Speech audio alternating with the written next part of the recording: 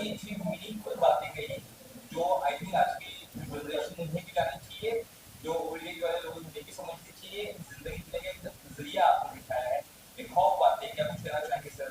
Sunil sir पहले आप कोई मैसेज। आज का कार्यक्रम जो है स्मिता जी ने ऑर्गेनाइज किया है बेखौफ बातें, जहाँ पे अलग अलग मुद्दों पर बात होती है। और मेरा जो विषय था वो था अबाउट सीनियर सिटीजन केयर, वरिष्ठ नागरिकों के किस तरह से हम लोगों को ध्यान रखना चाहिए और क्या समस्याएं उनको आती हैं। तो उसके बारे में मैंने बात की, in all guidance because of Smita ji that हम ये शो कर पाए।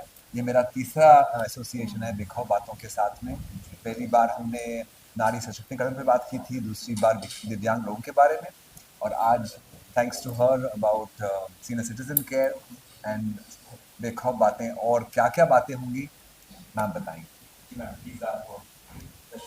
हाँ, थैंक यू संदीप। आपका परफॉर्मेंस जब भी आप लेकर आते हैं, आप एक परफॉर्मेंस नहीं देते हैं, आप एक इतना मीनिंगफुल एक एस्पेक्ट खोलते हैं और इतने वल्नरेबल ग्रुप्स के बारे में इतनी पॉजिटिव स्पिरिट के साथ में आप प्रेजेंट करते हैं कि बस गदगद हो जाता है दिल।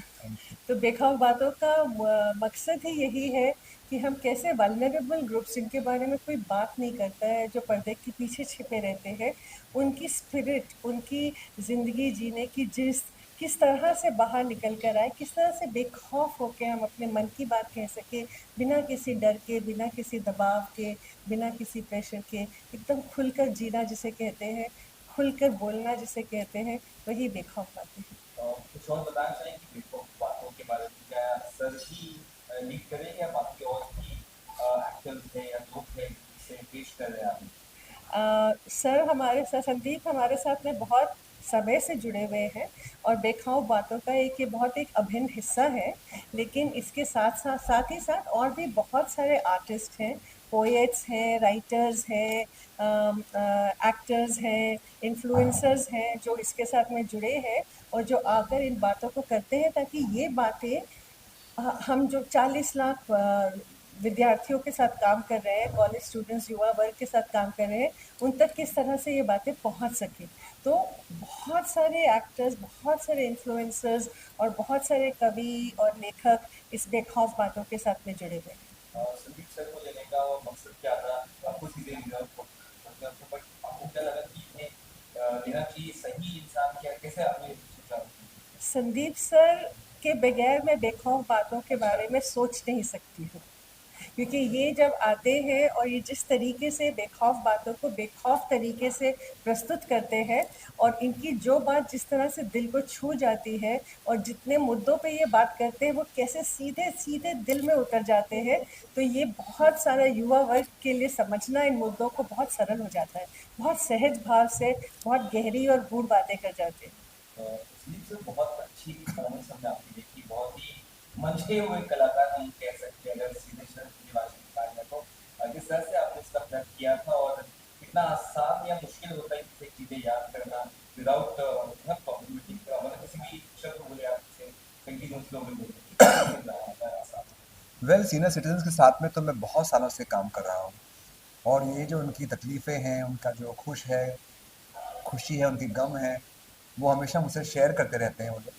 तो मुझे लगा ये अच्छा मंच है इसके बारे में बात करने का। रिसर्च थोड़ी बहुत करनी पड़ी कि हमारे पूरे वर्ल्ड में कितने सीनियर सिटीजन्स हैं, हमारे देश में कितने हैं, कितने ओल्ड एज होम्स हैं, और ये सब जो आंकड़े होते हैं वो सब रिसर्च किया। पर लेकिन जो बात मैंने की वो मेरे एक्सपीरियंस से की, और मैंने जो जो भी बातें की वो मैंने सुनी लोगों से, और वो सुनी बातों को मैंने आगे पेश किया है। जो भी मैंने कुछ कहा वो सब कहीं ना कहीं किसी सीनियर सिटीजन ने मुझे बताया है, उन्हें कैसा अच्छा लगा, कैसा बुरा लगा, चाहे वो दवाई के बारे में हो, सेहत के बारे में हो, अकेलेपन के बारे में हो, या किसी भी चीज़ के बारे में हो। पैसे की कमी होती है, इनके पास दोस्तों की कमी होती है, और कैसे वो लोग रात को अपने घर में जाने के बाद में रोते हैं सोने से पहले, क्योंकि उनके दोस्त नहीं रहे अभी, उनके परिवार वाले नहीं रहे अभी। तो ये सब बातें मुझे रोज सुनने को मिलती हैं, तो मैं जब सुनता हूँ तो उसको आपको आके बताता हूँ। सर कितना चैलेंजिंग था आपके लिए? आप शारीरिक मानसिक तीनों रूप से टूटे हुए तो नहीं कह सकते, बट वीक रहते हैं सीनियर सिटीजन। किसी के बच्चे छोड़ जाते हैं, किसी को बीमारी होती है, जैसे आपने बोला कि 3 इसकी रिप्लेसमेंट हो चुकी है, नहीं की, तो फिर भी आपने हटा दिया। तो बच्चे को आप सिखा सकते हैं, लेकिन इस दौर में इतना मुश्किल आप, मेरे ख्याल से इनको सिखाना बहुत आसान होता है। क्योंकि ये सब लोग जो हैं वो कुछ ना कुछ करने के उत्सुक रहते हैं। और डांस एक ऐसा माध्यम है जो इतनी खुशी लाता है कि आपको जो भी ज़िंदगी का टेंशन है, वो सब निकाल देता है डांस। तो इसीलिए आप नीना जी से मिले, नीना चौहान जी से, जो मेरे साथ रोज़ डांस करती हैं।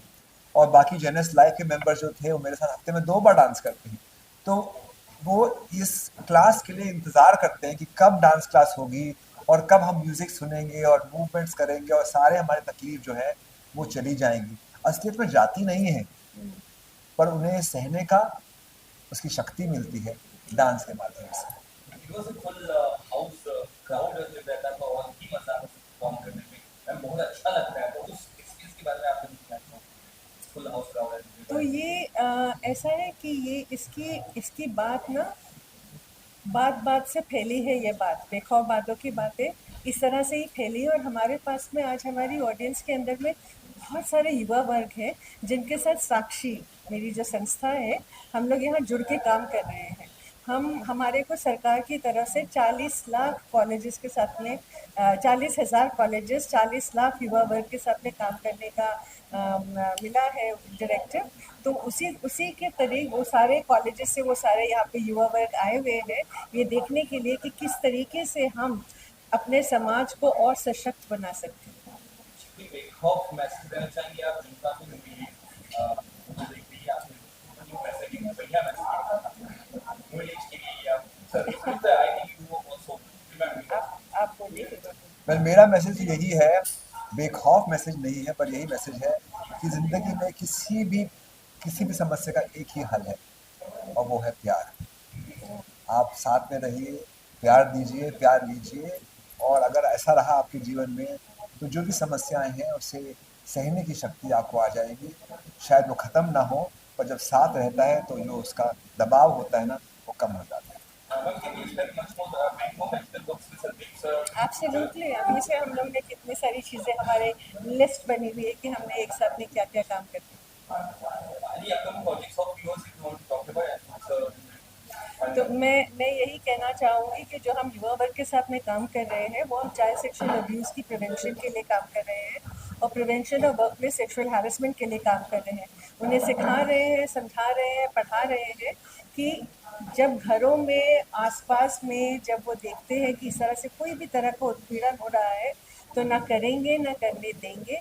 अगर हो रहा है तो रोक देंगे और अगर हुआ है तो बोल के रहेंगे। anything else thank you sir yeah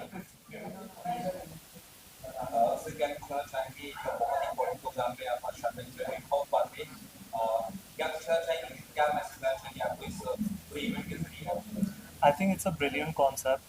It's the 6th edition. अभी स्मिता मैम बता रहे थे मुझे. And of course, I'm here to watch Sandeep sir and the entire team of Genesis Life, Nina ma'am. It's just a wonderful thing to see, you know, as Genesis का motto है कहानी अभी बाकी है. So just to see all these senior citizens and for Sandeep sir to take up this whole concept and to bring out that you need to treat them equally. You need to understand that उनकी भी कहानी बाकी है, उनकी भी कहानी चल रही है. You're not the only one.